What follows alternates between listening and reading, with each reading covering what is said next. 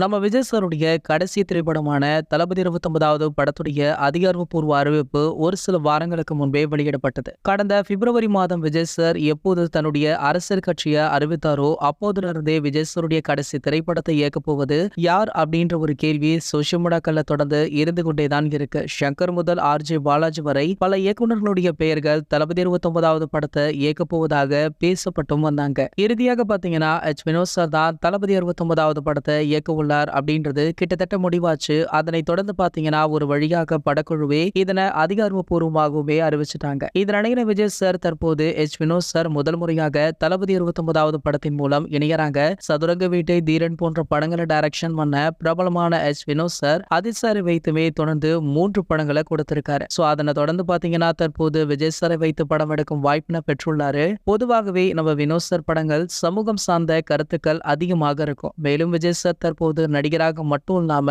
அரசியல் கட்சி தலைவராக இருப்பதால கண்டிப்பாக நம்ம வினோத் சார் விஜய் சாரை வைத்து இயக்கும் தளபதி 69வது படம் ஒரு புரட்சிகரமான படமாக இருக்கும் அப்படின்றது நல்லாவே தெரியுது. மேலும் பாத்தீங்கன்னா இந்த படம் முழுக்க முழுக்க ஒரு அரசியல் படமாக இருக்கும் அப்படின்னுமே பேசப்படுது. ஆனா நம்ம வினோத் சார் பேசும் பொழுது தளபதி 69வது படம் முழுக்க முழுக்க கமர்ஷியல் படமாக இருக்கும் அப்படின்னும் ஒரு சில இடங்கள்ல முக்கியமான அரசியல்களை தளபதி விஜய் அவர்கள் பேசுவார் அப்படின்ற மாதிரி பேசியிருக்காங்க. சோ இதனடுத்து பாத்தீங்கன்னா படத்துல ஒர்க் பண்ற ஆர்டிஸ்டுகள் பற்றி அடுத்தடுத்த அப்டேட்டுகள் தற்போது வெளியாகிட்டு இருக்கு. அதன்படி இந்த படத்துடைய முதல் அப்டேட்டாக படத்துடைய முதல் பாடலை வெளியிடலாம் அப்படின்னு படக்குழு முடிவு பண்ணிருக்காங்களா. சோ அதற்கான வேலைகள் கிட்டத்தட்ட முடிந்துள்ளதாகவும் கூடிய விரைவிலேயே இந்த பாடலுக்கான அறிவிப்பை நம்ம அனிருத் அவர்களே வெளியிட உள்ளாராம். இது போன்று நம்ம தளபதியை பற்றி வெளியாகிற அனைத்து செய்திகளுமே நீங்கள் உடனே தெரிஞ்சுக்க நம்மளுடைய தளபதி டாக்கீஸ் அப்படின்ற நம்ம சேனலை சப்ஸ்கிரைப் பண்ணிக்கோங்க.